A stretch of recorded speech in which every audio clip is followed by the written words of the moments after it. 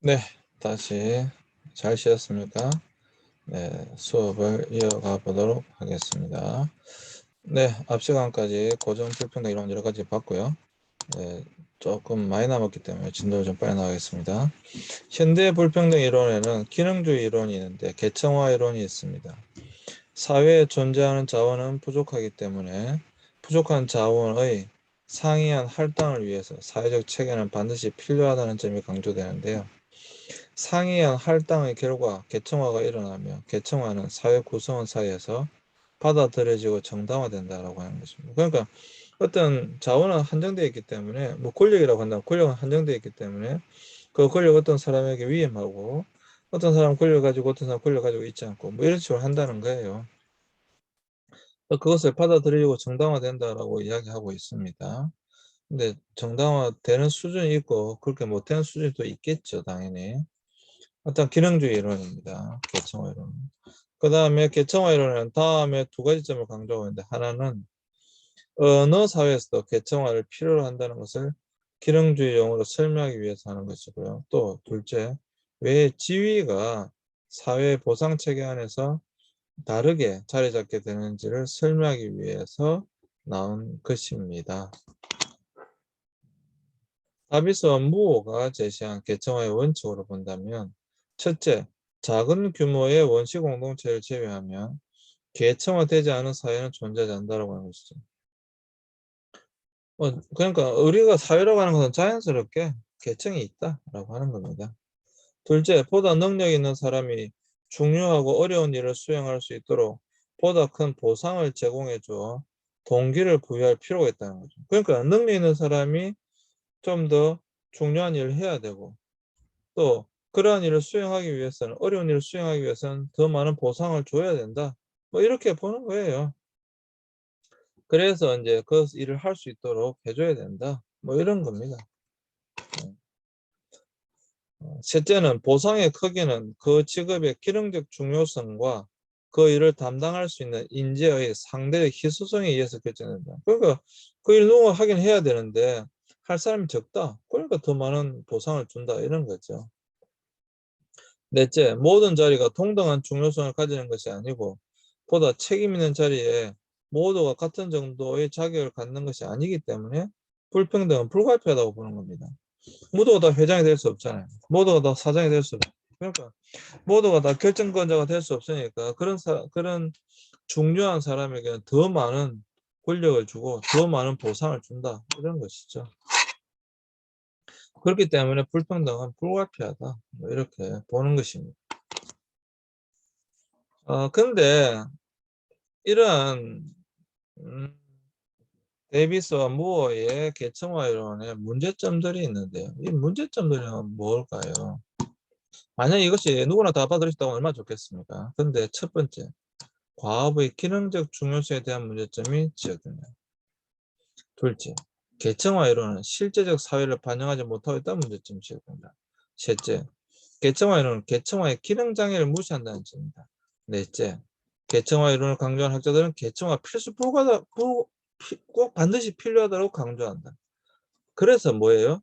불평등이 사회에 미치는 부정적인 결과를 과소평가하고 사회적 불평등의 긍정적인 면만 부각친다. 무슨 말이냐면 불평등은 당연하다는 거예요. 아니 아니 능력 있는 사람이 더 많은 것을 가져가는 것이 뭐가 잘못됐냐? 권력을 가진 사람이 더 많은 걸 가져가는 것이 뭐가 잘못됐냐는 거예요. 회사를 설립하고 회사 회장이 사장이 더 많이 가져가는 건 뭐가 잘못됐냐는 거예요. 음. 아,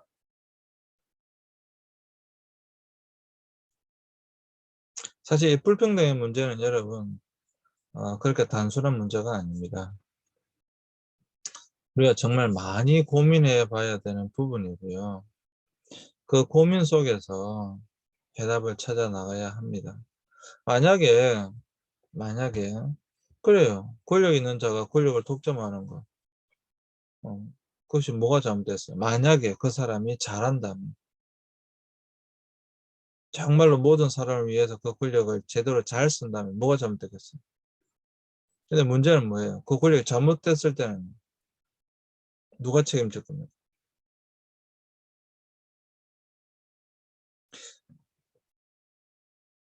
우리는 우리 지난 역사를 통해서 그러한 예들을 너무 많이 봐왔습니다. 불평등 일어날 수밖에 없는 것은 인정합니다. 그러나 그 불평등을 과소평가하면 안 됩니다. 그것이 가져오는 부작용은 엄청나게 큰 거예요. 엄청나게 큰 거예요. 그 부작용이 결코 작지 않아요. 그것을 볼 줄 알아야 된다라고 하는 것입니다. 지금 너무 많이 남았기 때문에 좀 더 나가보겠습니다. 진도를 빨리빨리 나가야 돼서. 사회재생산 이론은요. 사회재생산 이론은 사회의 계급 구조가 유지되는 과정을 강조하며 구체적으로 어떻게 계급 구조가 세대 간에 재생산되는가에 관심을 가지고 있습니다. 사회재생산 이론은 어떻게 사회제도가 자본주의 사회에 실존하는 생산관계를 유지하기 위해 필요한 사회적 관계와 태도를 영속시키는가를 설명하는 이론입니다. 따라서 재생산 이론은 자본주의 사회에서 불평등이 영속적, 계속해서 재생산된다는 점이 강조됩니다. 당연하잖아요. 아까도 이야기했지만 어떤 자본주의에서 가장 간단하게 여러분 어떤 회장이 있어요. 그럼 회장 아들은요. 그냥 태어날 때부터 정말 금수저가 아니라 다이아몬드 수저를 가지고 태어나는 거예요. 제대로 제대로 된 더 훨씬 더 나은 교육을 받게 될 것이고 훨씬 더 좋은 교육을 통해서 이미 그 사람은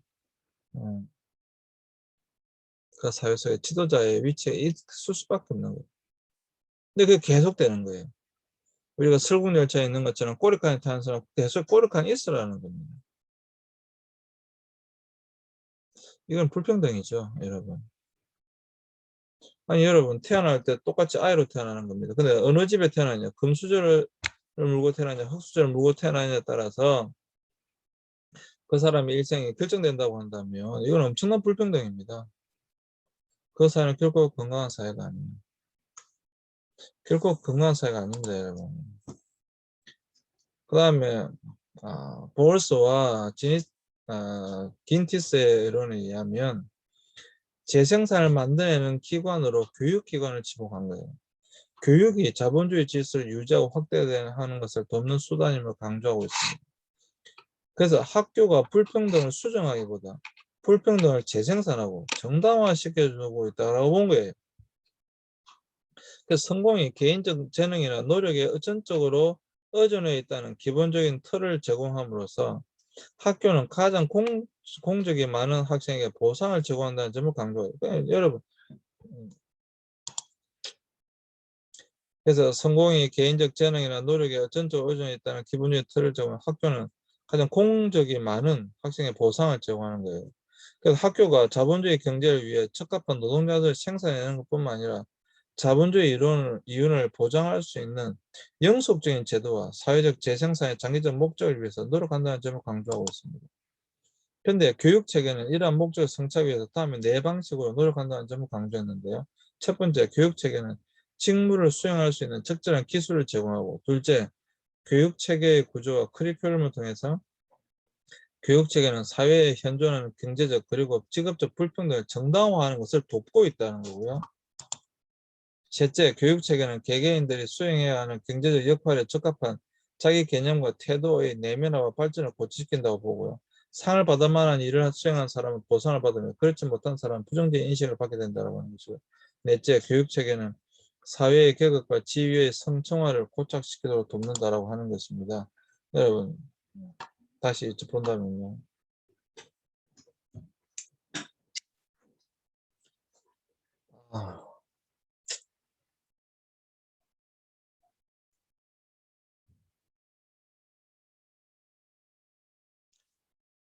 교육에 대해서 말하자면 또 할 말이 상당히 많은데요. 이미 불평등에 있어요. 그러니까 돈 많은 사람은 어떻게 합니까? 어릴 때부터 엄청난 돈을 들여서 과외를 시켜서 그 아이에게 교육을 시킵니다. 그리고 그 아이는 초등학교를 졸업하고 유치원부터 벌써 달라져 있고요.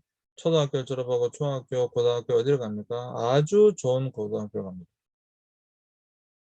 그리고 대학을 어디로 갑니까? 아주 좋은 대학을 갑니다. 벌써 거기서부터 어떻게 됩니까? 계급이 나눠져 버리는 거예요.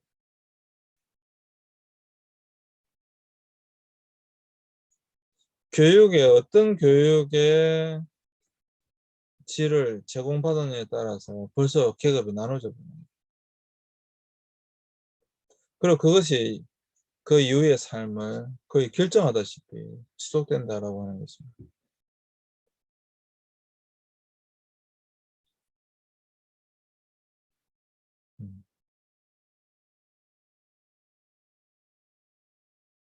이제 이건 정말 문제죠. 정말. 음, 정말 문제죠. 음.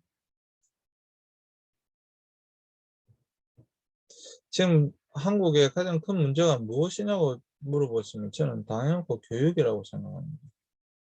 그래서 교육이 아, 지금 한국 교육의 가장 큰 문제점은 벌써 교육 자체에 불평등이 이루어지고 있다라고 하는 거예요.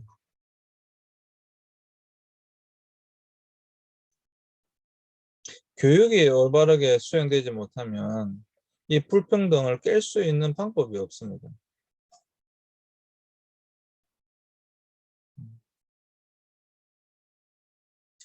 소위 말하는 옛날에 개천에서 욕난다. 제 시대는 그랬어요. 열심히 공부하면 좋은 대학 가고 할 수 있었습니다. 지금은 그런 확률이 상당히 낮다라고 하는 거예요. 엄청난 불평등이에요. 엄청난 불평등입니다. 교육에 엄청난 불평등이죠. 음. 그래서 우스갯소리가 있잖아요. 음. 부모의 체력 더해서 할아버지, 할머니의 체력까지 있어야 그 아이가 제대로 과외를 받고 좋은 교육을 받고 좋은 대학을 간다는 거 아니에요. 이게 뭔 말입니까? 이 자체가 벌써 이 말 자체가 엄청난 불평등이죠. 렌스키의 조검 이론은요. 렌스키의 불평등 이론은 기능주의 이론과 갈등주의 이론을 모두 수용한 종합 이론인데요. 렌스키는 어떻게 부족한 자원이 불평등하게 분배되는지에 관심을 가졌습니다. 그래서 종합 이론은 다음과 같은 전제를 가지고 있는데요. 첫째, 인간은 본질적으로 사회적이다라고 하는 거예요. 그렇죠. 따라서 사회의 한 구성원으로서 다른 사람과 함께 산다라고 하는 것입니다. 협조적인 행동은 생존을 위해서 중요하다라고 본 것입니다. 둘째, 이타적인 행동은 사소한 문제가 개입될 때 대체적으로 나타난다고 하는 것이죠. 따라서 중요한 결정을 내려야 하고 이익 갈등이 존재하는 경우 개개인들은 항상 다른 사람보다는 자체에 유리한 결정을 한다고 본 것입니다. 당연하죠. 셋째, 대부분 사람들이 갖기를 원하는 것은 공급이 부족하며 돈이나 지위에 실증내는 사람이 없기 때문에 돈이나 지위는 항상 수요가 많다라고 하는 겁니다. 넷째, 모든 인간 사회는 보상을 위한 투쟁이 존재한다는 겁니다. 다섯째, 보상을 위한 투쟁에서 성공하기 위해 필요한 도구는 본질적으로 불평등하게 인간에게 부여되어 있다고 하는 것입니다. 여섯째, 인간은 분배 체계에 안정을 주는 습관과 문화에 의해서 강력하게 영향을 받는다고 하는 것입니다. 따라서 렌스키의 불평등 이론에 따르면 인간은 기본적 욕구를 충족시키기 위해 생산을 하고 생산물을 공유하지만 기본적 욕구를 충족시키고 남은 잉여 생산물에 대한 분배는 힘에 의해서 이루어지므로 힘이 인간의 불평등을 조정하게 되고 잉여 생산물이 많으면 불평등은 더욱 심화된다고 보았던 것입니다. 뭐 아주 잘 정리를 한 거죠. 그 다음에 노동시장 이론이 있는데요. 노동시장 이론은 노동시장과 소득 또는 수입을 연계하여 불평등을 설명하는 지도로서 크게 고전 노동시장 이론과 이중 노동시장으로 나눌 수 있습니다. 고전 노동시장 이론은 다음과 같은 기본 전제. 첫째, 개개인이 직위를 향해 경쟁할 수 있는 상대적으로 자유롭고 열려있는 시장이 존재한다는 가정이고요. 둘째, 시장에 있는 직위는 개개인들의 노력, 능력, 경험, 훈련 또는 인적 자본에 상당한 부분 의존한다는 전제가 있고요. 셋째, 인적 자본과 임금 사이의 불균형을 균형 있게 회복하는 것을 보장하기 위해 시장에서 작동하는 자동화된 메커니즘이 있다는 전제입니다.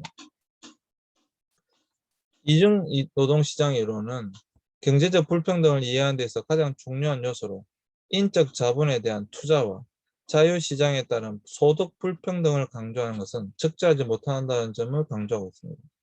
따라서 이중노동시장의 이론가들은 계속적인 빈곤과 소득 불평등을 설명하기 위해서 다음에 4가지 점을 강조하고 있는데요. 첫 번째, 민간 경제는 핵심 또는 독점 부분과 주변적 또는 경쟁 부분으로 이분화되어져 있다.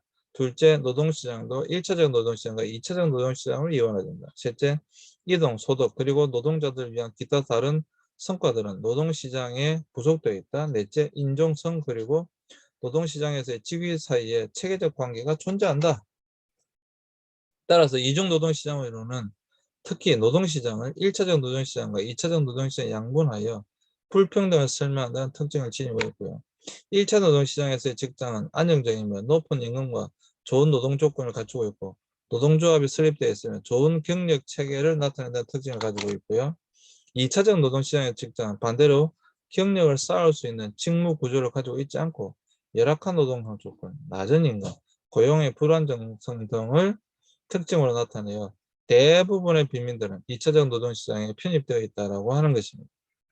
따라서 이중노동시장 이론을 빈곤에 적용한다면 사람들이 빈곤한 이유는 그들이 고용되어 있지 않다거나 경제에 참여하지 않고 있기 때문이라기보다는 경제에 참여하고 있는 그들의 방식 때문이라는 것이에요. 그러니까 벌써 그들이 일은 하고 있는데도 여전히 가난한 이유는 그들이 일하고 있는 그 직업 자체가 노동시장 자체가 벌써 낮고 불안정하고 이러한 노동 조건이라고 하는 거예요. 이건 불평등이죠. 일을 안 해서 가난하다고 하면 이해가 되는데 일을 하는데도 가난하다고 하면 불평등입니다. 그렇지 않습니까? 일을 하는데도 불구하고 내가 작은 수입을 받고 있다. 내가 가난하다고 한다고 하면 그건 문제인 거죠. 내가 일을 안 해서 일을 하기 싫어서 가난하다. 그건 이해할 수 있잖아요. 근데 내가 분명히 일을 하는데도 불구하고 가난하다. 그건 문제가 있는 거죠. 그게 불평등이잖아요. 내가 분명히 다른 사람보다 열심히 더 일을 하고 있는데도 불구하고 다른 사람들보다 더 낮은 임금을 받고 있다. 그건 문제죠. 그게 불평등이죠.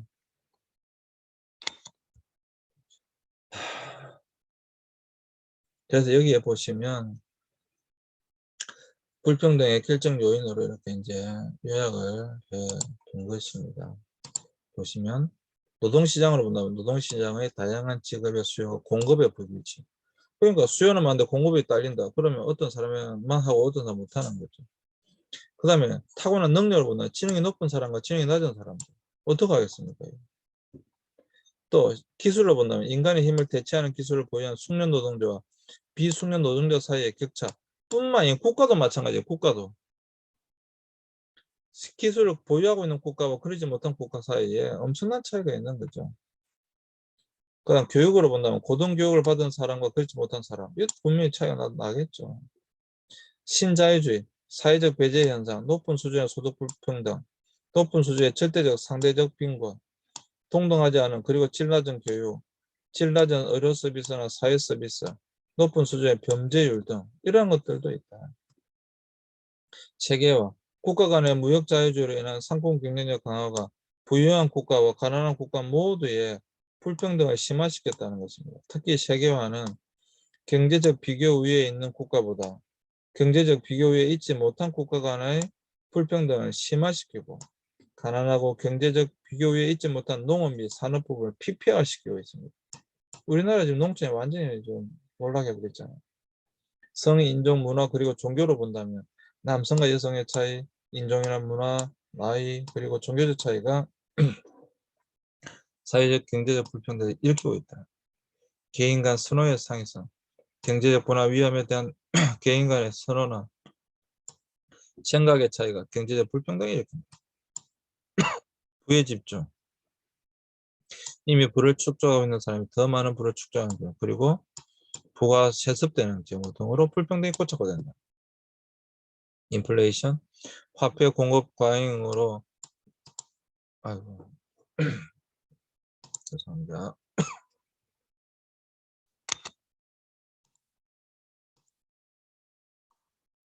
화폐 공급 과잉으로 봉급 생활자나 이자로 생활하는 사람의 소득 축소가 불평등을 일으킨다. 이러한 것들이 불평등의 결정 요인이다라고 하는 것입니다. 그러면 자, 이제 시간이 얼마 남지 않았기 때문에 좀 빨리 한다면, 이런 불평등의 현실과 대책 방안이 없느냐. 한국의 불평등을 본다면 이 진위 계수가, 보세요. 여기 보세요. 이 진위 계수 보시면 2004년도에는 0.283이었어요. 0.287. 2006 점점 어떻게 되고 있습니까? 문제는 올라가고 있다라고 하는 거예요. 이렇게. 우리나라 보면 이제 3에서 거의 계속 있다라고 보는 것입니다. 1이 되면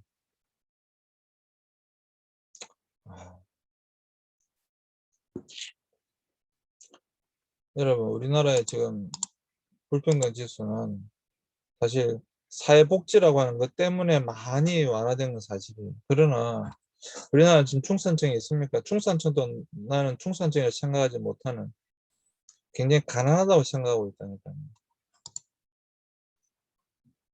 그래서 여기 보시면 이거는 뭐 훨씬 올라갔습니다. 2003년 최하 소득인 1분위의 소득은 71만 원이었는데 소득 상위 10% 소득은 600만 원이었다. 격차는 8.4배였는데 2013년 10년 후에 소득은 92만 원이었고 소득 상위 10% 소득은 940만 원. 10배 이상으로 벌어졌다. 근데 이 10배는 단순한 10배가 아니잖아요. 이 10배는 단순한 10배가 아니죠. 71만 원과 600만 원의 차이는, 그죠? 530만 원의 차이지만 90만 원과 900만 원의 차이는 800만 원 이상의 차이예요. 800 몇십만 원의 차이예요. 단순한 10배라고 보시면 안 되는 겁니다. 이거는 훨씬 더 문제가 심각한 거죠.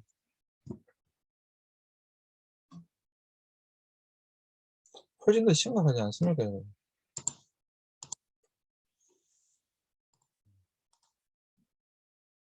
그래서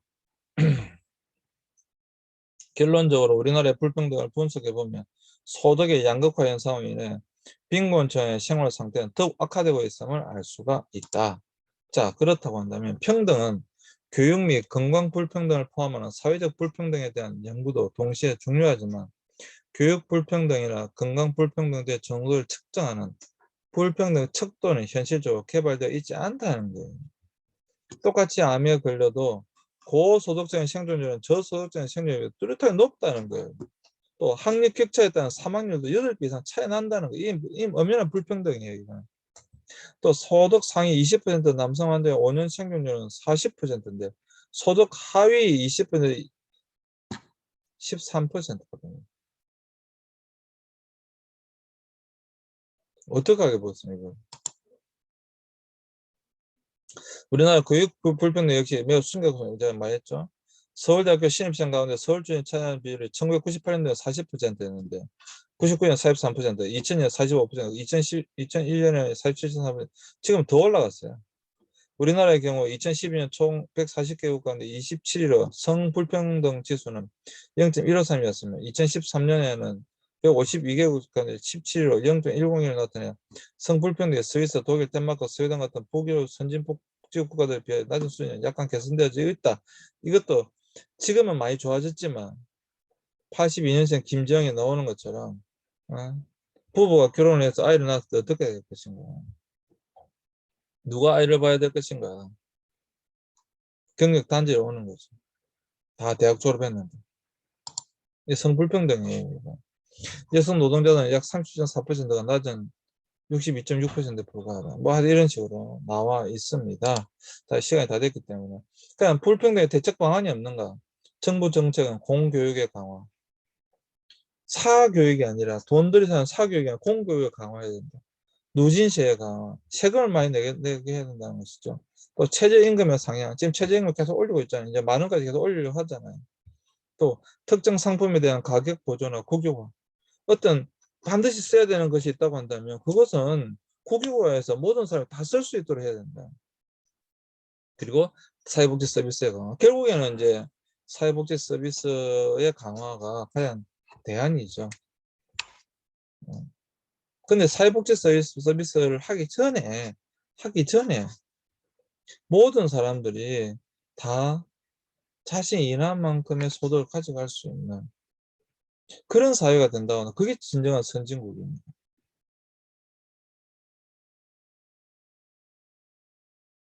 어느 정도의 불평등이 있을 수밖에 없습니다. 완전 평등하다 그런 사회는 없습니다. 그렇지만 그 불평등 지수가 점점 더 이렇게 심해진다고 한다면 그 사회는 굉장히 불안정한 사회입니다. 그걸 말씀드리고 있는 거예요. 그래서 바라기는 우리 사회가 불평등이 많이 해소되고 참으로 모든 사람이 다 행복하게 살아갈 수 있는 그런 사회가 되어졌으면 좋겠습니다. 네, 감사합니다. 오늘도 수업 들어주셔서 감사를 드립니다. 오늘 수업 이것으로 마치겠습니다.